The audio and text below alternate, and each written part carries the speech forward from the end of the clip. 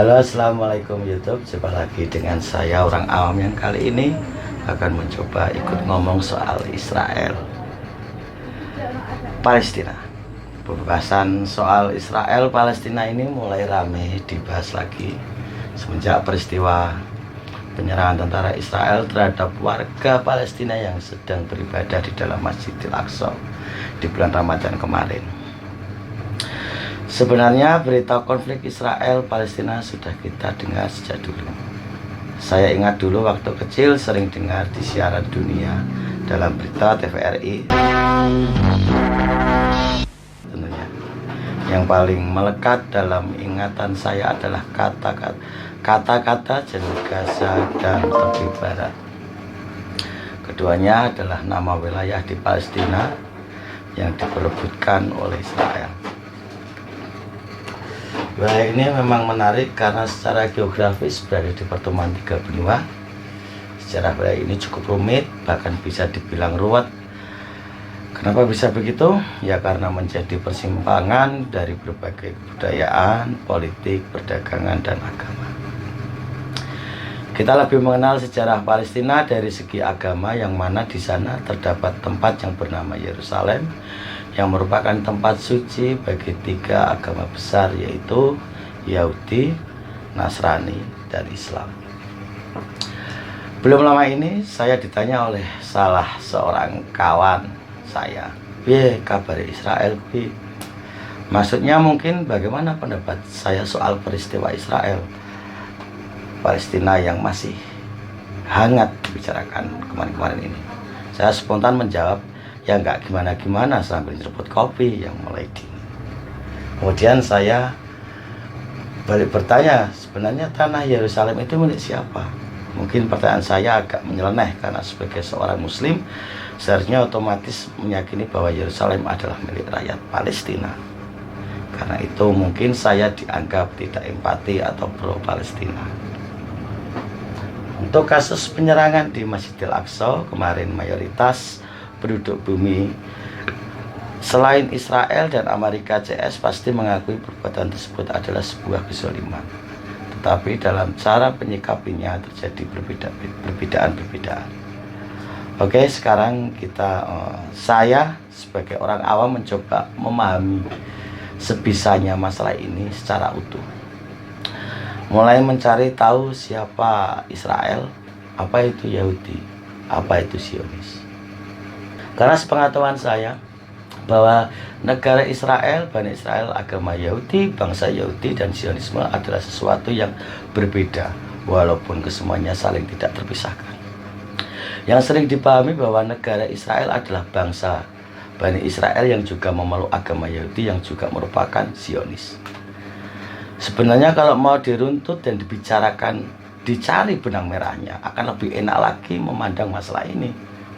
Pertama, kita mesti tahu apa itu Bani Israel. Secara nasab, Bani Israel adalah para keturunan Israel. Siapa Israel? Israel adalah nama lain dari Yakub, putra Ishak, putra Ibrahim. Jadi Bani Israel adalah keturunan Ibrahim dari jalur Ishak. Sedangkan negara Israel yang kita kenal saat ini baru berdiri pada tahun 1948 atas inisiatif pemikiran Theodor Herzl di tahun 1896 yang menyampaikan visi tentang negara Yahudi. Theodor Herzl inilah yang menggagas adanya gerakan Zionisme.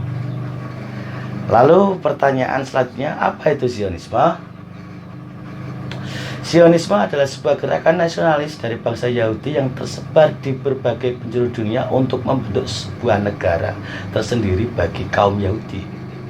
Kemudian, apa itu Yahudi? Yahudi pada awalnya adalah sebuah penyebutan untuk kaum keturunan Yehuda yang merupakan putra keempat dari Yakub atau Israel. Kemudian istilah Yahudi meluas dan merujuk pada Bani Israel, umumnya yang tinggal di kerajaan Yehuda, yang sekarang wilayah Israel Selatan. Pada perjalanannya, ada suku atau bangsa lain yang bukan Bani Israel ikut memeluk agama Yahudi, sehingga mereka juga dianggap sebagai bagian dari bangsa Yahudi. Sedangkan agama Yahudi sendiri yang umum diketahui adalah salah satu agama Samawi yang dinisbatkan kepada pengikut Nabi Musa seperti halnya agama-agama lain.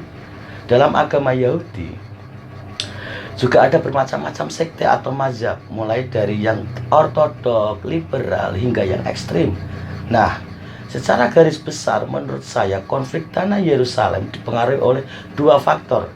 Yang pertama, politik teritorial. Yang kedua, faktor agama. Pertama, kita harus tahu sebenarnya wilayah Yerusalem itu milik siapa.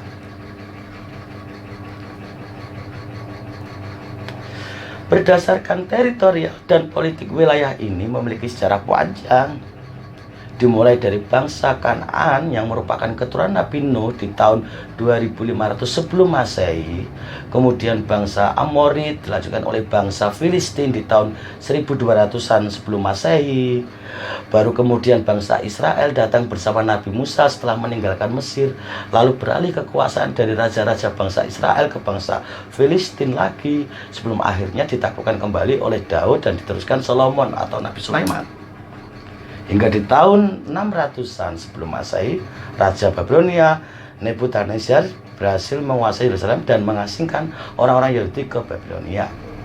Perjalanan tanah Yerusalem memang sangat panjang. Setelah dikuasai Babilonia selama sekitar 100 tahun, tanah ini direbutkan oleh bangsa Persia di bawah pimpinan Cyrus yang berkuasa selama 200 tahun. Dan di masa 300 sebelum Masehi, Alexander Agung dari Macedonia berhasil menaklukkan Persia. Kemudian di awal milenium saat kedatangan agama Kristen, Yerusalem dikuasai kerajaan Romawi hingga direbut kembali oleh bangsa Persia, Bizantium, dan direbut kembali oleh Romawi pada masa kepemimpinan Heraklius. Mulai bulat ya. Aku bingung. Pada masa Islam kepemimpinan Umar bin Khattab, Yerusalem berhasil dikuasai oleh umat Muslim. Belum sampai di situ, kemudian pecah perang salib yang kemudian Yerusalem dikuasai oleh pihak Kristen sebelum akhirnya direbut kembali oleh Salahuddin Al-Ayyubi. Yang menarik, setelah dikuasai Al-Ayyubi, Yerusalem dibebaskan untuk ditinggali oleh pemeluk agama apapun termasuk Yahudi. Setelah sekian lama, bangsa Yahudi diasingkan dan dilarang masuk Yerusalem. Pada masa modern di abad ke-15, Yerusalem adalah wilayah kekuasaan Turki Utsmani. Hingga pada akhir keruntuhan Turki Utsmani, wilayah ini dikuasai kerajaan Inggris.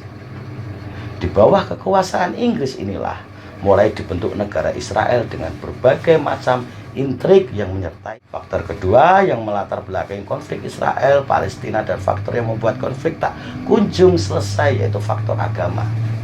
Jadi, pada dasarnya sengketa wilayah Palestina menjadi sulit dipecahkan adalah masalah keyakinan agama, yang mana Bani Israel meyakini Yerusalem adalah tanah yang dijanjikan oleh Tuhan, yang mana di sana terdapat peninggalan-peninggalan dari leluhur mereka.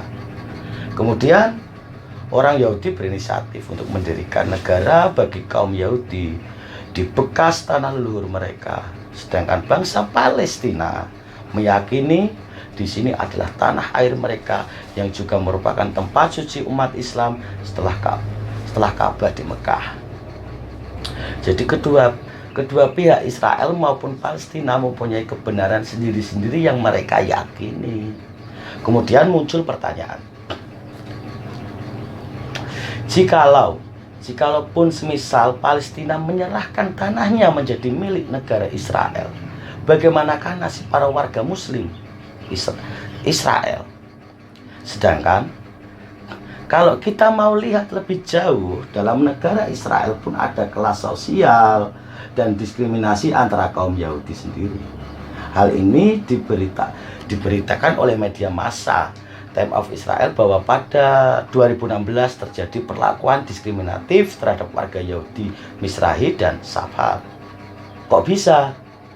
Dalam negara Israel sendiri sebenarnya ada beberapa kelompok atau ras Yahudi, antara lain Yahudi Ashkenazi, Safaradi, Mizrahi, dan lain-lain, dan juga minoritas Muslim dan Kristen. Ternyata hampir sebagian besar pendiri dan pemimpin negara Israel yang berpaham Zionis adalah kaum Yahudi Ashkenazi, yaitu Yahudi yang berasal dari Eropa sekitar Jerman. Hingga kini kaum Yahudi Ashkenazi merupakan mayoritas penduduk Israel dan warga kelas atas. Mulai dari presiden pertama, perdana menteri pertama, hingga perdana menteri Benyamin Netanyahu, adalah Yahudi Ashkenazi. Jadi bisa dikatakan Yahudi Ashkenazi ini adalah pengendali negara Israel sampai saat ini. Dan yang lebih menarik lagi, berdasarkan penelitian di tahun 2013, seorang ahli genetika Amerika kelahiran Israel, Eran Elhai, menyimpulkan nenek moyang ras Yahudi Ashkenazi bukanlah dari Kanaan atau Filistin, tetapi dari ras Khazar, yaitu ras yang berasal dari daerah Turki. Sehingga kuat dugaan bahwa Yahudi Ashkenazi bukanlah kaum Yahudi dari Bani Israel atau bukan merupakan keturunan Daud maupun Solomon. Itulah tadi gambaran mengenai Israel yang kita lihat hari ini. Silahkan mana teman menyimpulkan dan menyikapi sendiri. Apabila ada koreksi, silahkan tulis di kolom komentar. Jika berkenan, silahkan klik subscribe, like, dan bagikan video ini. Semoga bermanfaat. Sampai jumpa. Rahayu.